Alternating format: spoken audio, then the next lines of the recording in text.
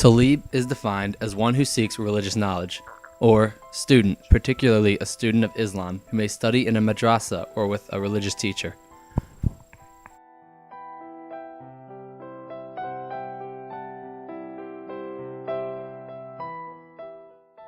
Dating back to 1838, key historic events have led to the creation of the Middle Eastern religious faction known as the Taliban. In 1838, British forces invaded Afghanistan and installed a king. The Second Anglo-Afghan War from 1878 to 1880 resulted in a treaty giving British control of Afghan affairs. Independence was declared from Britain in 1919 and a monarchy was established in 1933. 20 years later, General Mohammad Daoud Khan became prime minister and turned to the Soviet Union for assistance.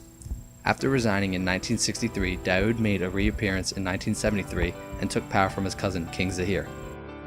Once in power, Daoud instituted a republic for the first time in Afghanistan.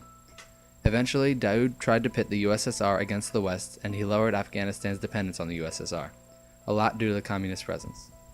In 1978, Daoud and his family were assassinated by the Communist People's Democratic Party of Afghanistan. A Soviet intervention began in December 1979. Mujahideen groups allied with Pakistan to fight off the invaders. The U.S. gave aid to the Mujahideen, and in 1988 a peace treaty was signed.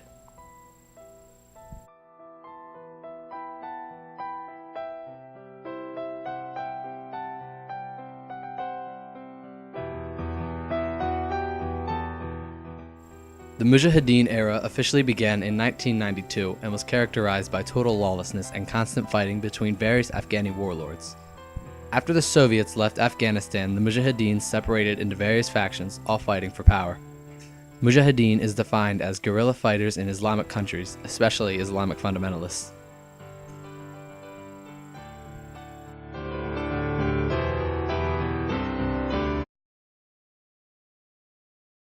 The Taliban came into existence in 1994. The Taliban's legends of its creation starts with an Afghani family who was stopped at a local warlord's checkpoint. The soldiers at the checkpoint robbed the family, raped the women, and killed all but one who got away. The survivor went to a new Talib institute and received the aid of Mullah Muhammad Omar and his followers, who went and killed the soldiers and buried the family's bodies. This new faction, the Taliban, grew in size and went on to take over much of the country. Taliban detractors claimed that the Taliban was urged into creation by U.S. and Pakistani oil interests to secure trade routes from hostile warlords. The Taliban did form to try to restore lawfulness, but took aid from Pakistan and other foreign interests as well. The Taliban began to shift from a primarily religious movement to a more militant one. By the year 2000, the Taliban had gained control of 85% of Afghanistan. The initial goals of the Taliban were to disarm the warring factions, end lawlessness, and enforce Islamic law in controlled areas of Afghanistan. After gaining control of most of Afghanistan, the Taliban brought relief from lawlessness and began to enforce strict laws.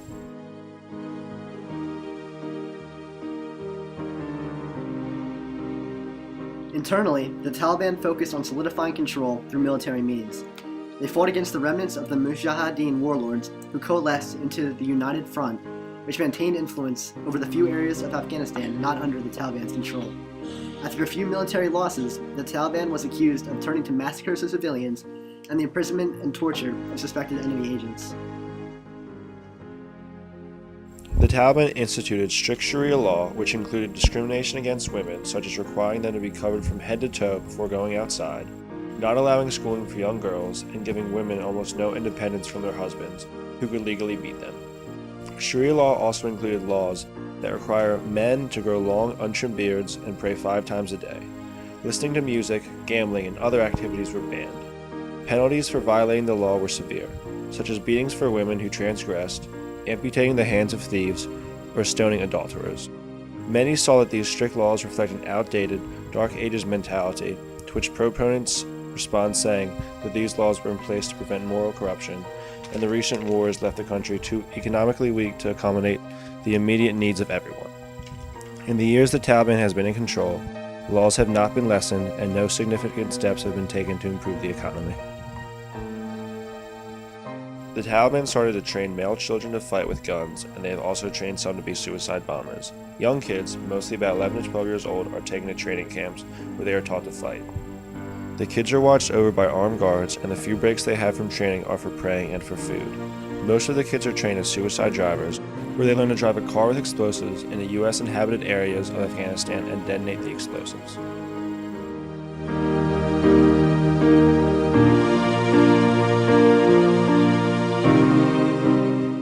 The Taliban is only recognized as the governing power of Afghanistan by 3 other countries: Saudi Arabia, United Arab Emirates, and Pakistan.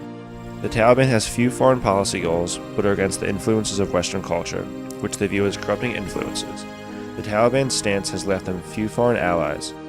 They were linked to Al-Qaeda, whom they gave a safe haven and allowed their members to train in Afghanistan. U.S.-led NATO forces launched an invasion of Afghanistan known as Operation Enduring Freedom. Operation Enduring Freedom was a response to the 9/11 attacks on the United States. It was launched on October 7, 2001. Operation Enduring Freedom is the term used by the United States for the war in Afghanistan. It is an operation led by Americans, which supports the global war on terror. Together with NATO, the operation is intended to bring peace and stability to Afghanistan and to prevent even more terrorist groups in this region.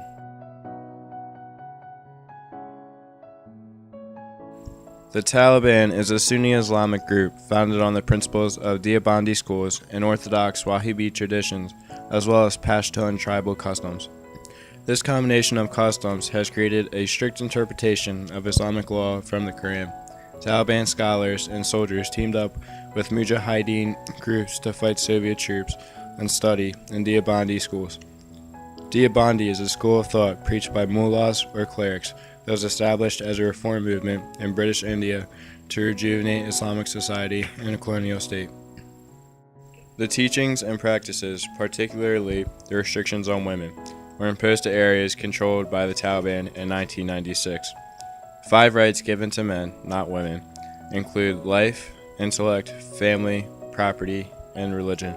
Strict banishment of idolic worship and shrines is important because the Taliban does not accept ideas from other religions. Some practices are so strict that there are no modern interpretations, such as the practice of memorizing the Quran in Arabic, which is not a language spoken by Taliban. Prayer is an important part of the day for men, and prayer violators are tortured. Their religion is criticized by many, but it brought order in a time of chaos, using philosophies the world may have accepted almost 4,000 years ago. The Taliban are very strict and oppressive towards women. Women are forced to wear burqas, and some have been publicly abused for not wearing the proper clothing. Women are not allowed to be out in public without a male relative with them. Professional women such as doctors, lawyers, etc. have been forced out of their jobs and into their homes. Women may not be treated by male doctors, and there are only a few female doctors left. This means that many women cannot be treated, and so they either die or stay very ill. One of the main effects the strict laws has on women is an increase in depression. Women are rarely able to leave their homes under the laws instituted by the Taliban. After the Taliban was removed during Operation Enduring Freedom, a new government was established with the newly appointed President Hamid Karzai in 2002. In January of 2004, the Loya Jirga, or Grand Council, adopted a new constitution for Afghanistan, embracing democracy, human rights, and equality.